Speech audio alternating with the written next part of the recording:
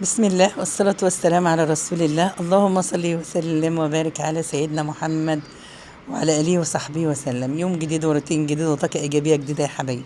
حبايبي متابعيني دايما مشرفين ومنوريني في قناتي، يا رب ما تحرم من دعمكم لنا أبدا يا رب. جمعة مباركة علينا وعليكم يا حبايبي، يا رب اجعل أيامنا كلها كده يا رب، أيام مبروكة كده وأيام طيبة وبخير إن شاء الله. تعال النهاردة ما نشوف احنا النهاردة هنعمل يا حبيبي محشي ما شاء الله.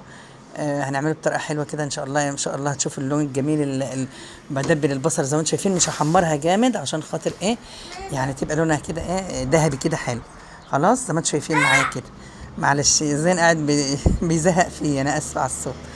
طب بعد ما خدت اللون الجميل الذهبي ده، نزلت ايه يعني حبيت فلفل رومي احمر، انا بحب اللون الاحمر، وقطعتين صغيرين خضر كده، بيدي ريحه وطعم جميل واللون بيبقى حلو قوي. وبعد كده نزلت عليها بطماطم حمرا زي ما انتم شايفين كده، وبسبك بقى الايه التسبيكه كده، التخديره زي ما بيقولوا كده للمحشي. وبعد كده انزل بالبهارات اللي انت بتحبيه، عندك 7 بهارات، عندك كمون كزبره شطه، ورق لوري طبعا، فلفل، ما بننساش الملح، ما ننساش نص معلقه السكر في كل اي حاجه بحط يا حبيبي. اي حاجه خاصه بالطماطم لازم احط ايه نص معلقه السكر، دي بتعادل الحموضه، بتبقى طعمها حلو قوي.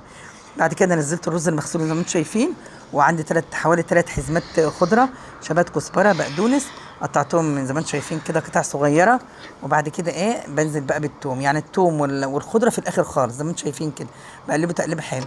دي ارضيه الحله بقى بعملها ايه، الكوسه اما قورتها اخدت ايه التقويره كده وفرشتها، وحطيت بقى بصل طماطم طرنشات كده وفلفل، حاجات كده بتبقى حلوه الارضيه.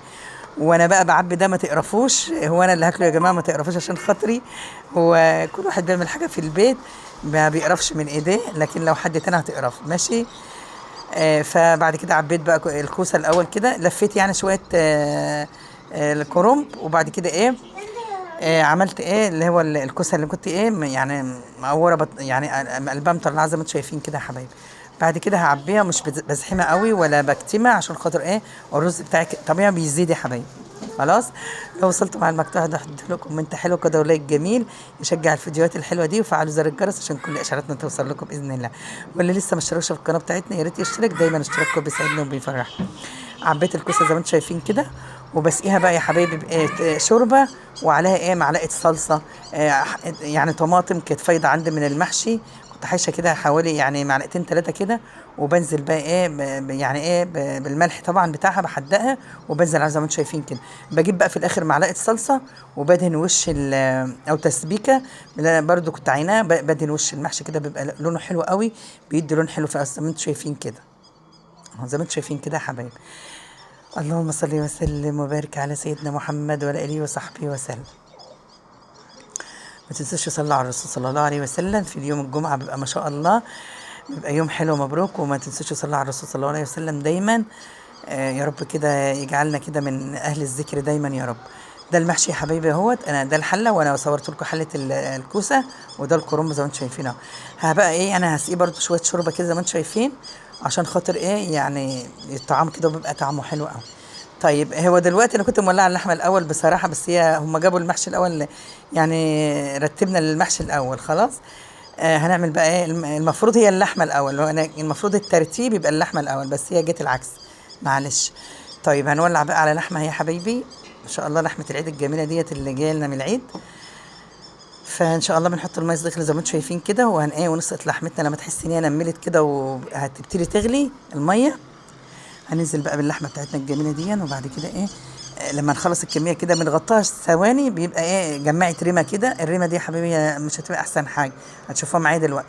انا مش بقول لامهاتنا واخواتنا واللي بيدخلوا المطبخ لا واصحابنا وكده، لا انا بقول للبنات اللي هم خلصوا الدراسه ويدخلوا مع مامتهم كده في المطبخ ان شاء الله في اجازه الصيف، يتعلموا حاجات يطلعوا مستفيدين منها. بقول لكم الريمه دي مش احسن حاجه، لازم تشال عشان خاطر ما تعملش زفاره في الشوربه، وتخلي الشوربه بتاعتنا صافيه وحلوه كده، هتشوفوها دلوقتي. خلاص. بعد ما بنشيلها بنسيبها تغلي شويه، وبعد كده بقى بحط المنكهات بقى، الورق اللوري، القرق بتاع ده، قولوا معايا عود قرفه. في حد بيحط بصل طماطم في كده يعني، بس انا بحط الصراحه بصله نيه وطماطم بس. انا ما حطيتش الملح ده الا في الاخر زي ما انتم شايفين كده.